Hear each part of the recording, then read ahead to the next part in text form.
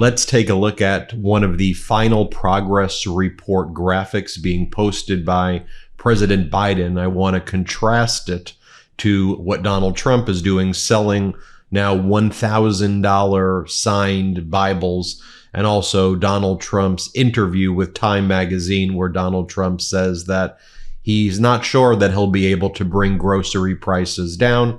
This follows Donald Trump's interview on Meet the Press over the weekend, where he also stated that he does not have any plans on healthcare, nor does he have any plans to bring prices down.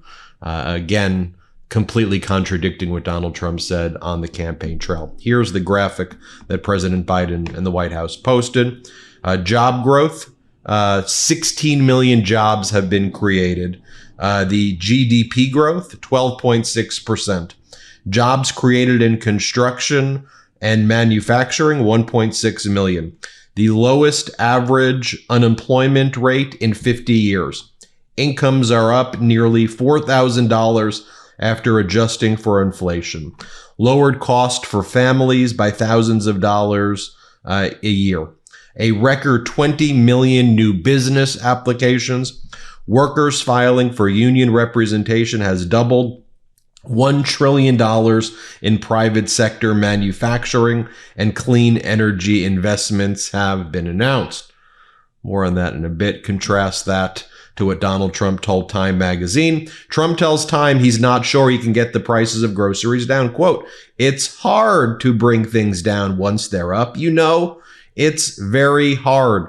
As Fred Gutenberg writes, a very simple reminder from Trump himself to his voters that they voted against their self-interest. Next, he will have to tell them his policies will in fact drive the prices up. Can someone please again remind me how voting for him was in your self-interest and good for America? Remember the Kristen Welker interview. Economists of all stripes say ultimately consumers pay for the price of tariffs, which she asked him over the weekend. Donald Trump says, "I don't believe that." She says, "Can you guarantee that American families won't pay more?" He goes, "I can't guarantee everything." "What about a healthcare plan, Donald? Do you have a plan?" "We have concepts of a plan." Question, still just concepts? Do you have a fully developed plan? Answer, no. Want to talk about an actual plan from President Biden? Since April, you know this if you're on Medicare, people with Medicare have been saving on over hundreds of drugs thanks to Biden's Inflation Reduction Act, Medicare prescription drug inflation rebate program. And in 2025, there will be a $2,000 maximum for the year on drugs. So if you're on Medicare, $2,000 cap on prescription drug prices. That kicks in 2025. I'm sure Donald Trump will try to take credit for that while still having concepts of a plan. But that was done by President Biden, who had a plan that he actually implemented. President Biden posted the following. "I believe the only way for a president to lead America is to lead all of America. And I believe the economy I am leaving America is the best in the world and stronger than ever for all Americans. There's no country on earth better positioned to lead the world in the years to come than America today. Most economists agree the new administration will inherit the strongest economy in the world. It is my hope they will preserve and build on this progress. Like most great economic developments, this one is neither red nor blue. It's American progress." Let me just remind you of this prescription drug program, a plan that was not concepts, but that was implemented. And remember back on March 27, 2024, when the White House announced, starting in 2025, our administration is capping total prescription drug costs for seniors on Medicare at $2,000 a year. Now, President Biden is calling on Congress to cap this cost at $2,000 a year for every American. And it's the MAGA Republicans and Trump who were blocking that. President Biden had previously posted, "We fought Big Pharma and won. For the first time in history, Medicare negotiated lower prices for 10 prescription drugs selected for the first round of price negotiations. It's a real relief for millions of seniors and American taxpayers." Here's a list that Vice President Kamala Harris previously posted on August 15th of the 10 drugs selected for the price negotiation, which means lower health care costs for millions of Americans.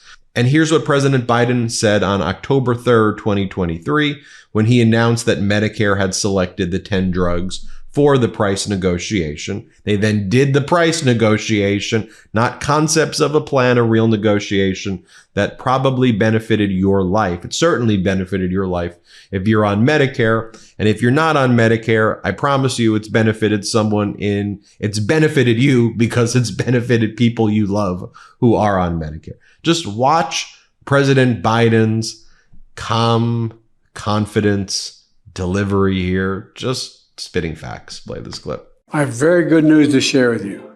In August, I announced that Medicare selected 10 prescription drugs for negotiation to lower the cost of those drugs for seniors, treating everything from heart failure to blood clots to diabetes and kidney disease, arthritis, blood cancers, Crohn's disease, and so much more. Just last Friday, a federal court blocked an attempt by Big Pharma and their allies to stop us from moving forward. So now today I can announce that the manufacturers of 10 drugs are coming to the negotiating table to lower prices. We're taking steps to participate in the negotiation program so we can give seniors the best possible deal. Folks, for decades, drug companies in America made record profits while Big Pharma worked to block Medicare from being able to negotiate lower drug prices for seniors. In fact, Americans now pay 2 to 3 times more than people in other countries for the exact same prescription drug made by the exact same company. So my administration finally took a step to change that. Last year, when we passed the Inflation Reduction Act with 0 Republican votes, together with congressional Democrats, we lowered insulin prices to $35 and capped out-of-pocket drug costs at $2,000 a year for Medicare recipients. I've said it before and I'll say it again. For many Americans, the cost of one drug is the difference between life and death, dignity and dependence, hope and fear. And that's why we'll continue to fight to lower healthcare costs. And we will not stop until we finish the job. You have my word on that. As MeidasTouch writes, damning indictment of the American public in response to Aaron Frischner's post. So Trump runs on ridiculous promises he can't deliver. Much of the electorate believes him. Trump wins, and then Trump admits that he can't deliver. How much more airtime and ink did, quote, what are Kamala's policies get than interrogation of Trump's obviously impossible promises to magically reduce prices? Just in mainstream press, not even touching the black hole of the right-wing information environment. 20 times as much? I would say it's probably 1,000 times as much. Did voters understand the distinction between the vice president's policies that would in fact reduce some of their costs and Trump's policies that would raise them? It's pretty clear that much of the electorate did not. Who informs the electorate? Where does their understanding come from? Days before an election, voters overwhelmingly said hinged on the economy and inflation. Many of our nation's leading journalists were fixated on the placement of an apostrophe. Will they even cover Trump admitting his core message was bullshit?